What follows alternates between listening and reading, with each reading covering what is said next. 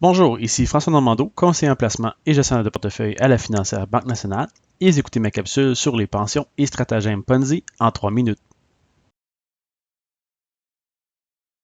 Popularisé en 1920 par un certain Charles Ponzi et plus récemment par un certain Bernie Madoff, un stratagème pyramidal à la Ponzi consiste en gros à attirer des investisseurs en leur promettant des rendements élevés qui sont ultimement payés à même les fonds de nouveaux investisseurs de plus en plus nombreux. Un stratagème à la Ponzi est vulnérable à deux événements, un crash boursier, mais surtout l'absence de nouveaux investisseurs.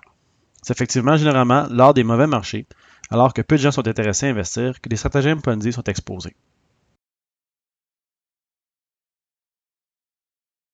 Plusieurs personnes croient à tort que la pension de sécurité de vieillesse du gouvernement fédéral est le retour des sommes qui étaient prélevées sur leur paye durant leur vie, alors qu'il n'y en est rien.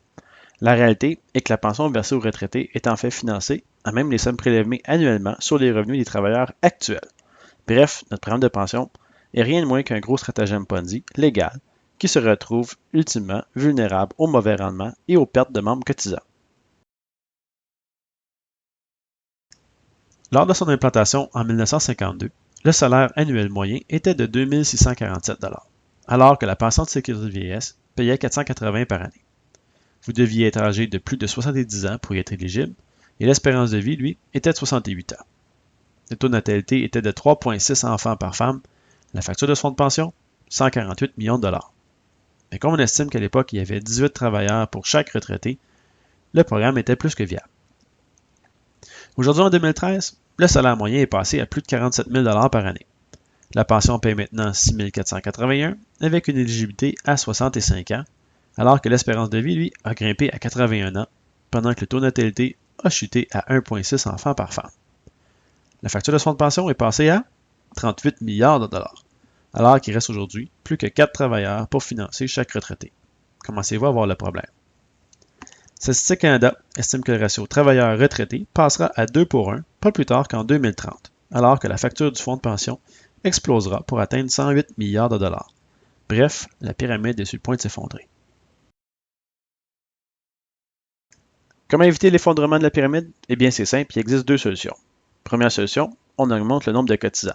Mais je vous avertis, ça va prendre beaucoup de nouveaux cotisants. Deuxième solution, on coupe dans les dépenses. À tous ces éternels optimistes qui sont en train de se dire que le gouvernement ne coupera jamais dans les pensions, je réponds ceci. Non seulement ils peuvent, mais ils ont déjà commencé. Dans le budget 2010, ils ont déjà instauré une récupération fiscale qui leur permet de réduire votre pension de 15 sous pour chaque dollar de revenu si votre revenu excède 66 733 $. De sorte que si votre revenu excède aujourd'hui 108 090, eh bien, vous n'avez plus droit à ce qui auparavant était un droit acquis, votre pension de sécurité de vieillesse. Et ce n'est que le commencement. Le gouvernement étudie présentement plusieurs alternatives pour régler le problème. Comprenez-moi bien ici, mon but n'est pas de semer la panique, mais bien de vous faire réaliser qu'aujourd'hui, plus que jamais, repose sur vos épaules le fardeau de votre retraite, particulièrement si vous êtes jeune. Je vous remercie de m'avoir consacré ces quelques minutes et j'espère que la capsule vous a plu. Vous avez des questions, commentaires ou désirez avoir plus d'informations? Communiquez avec moi.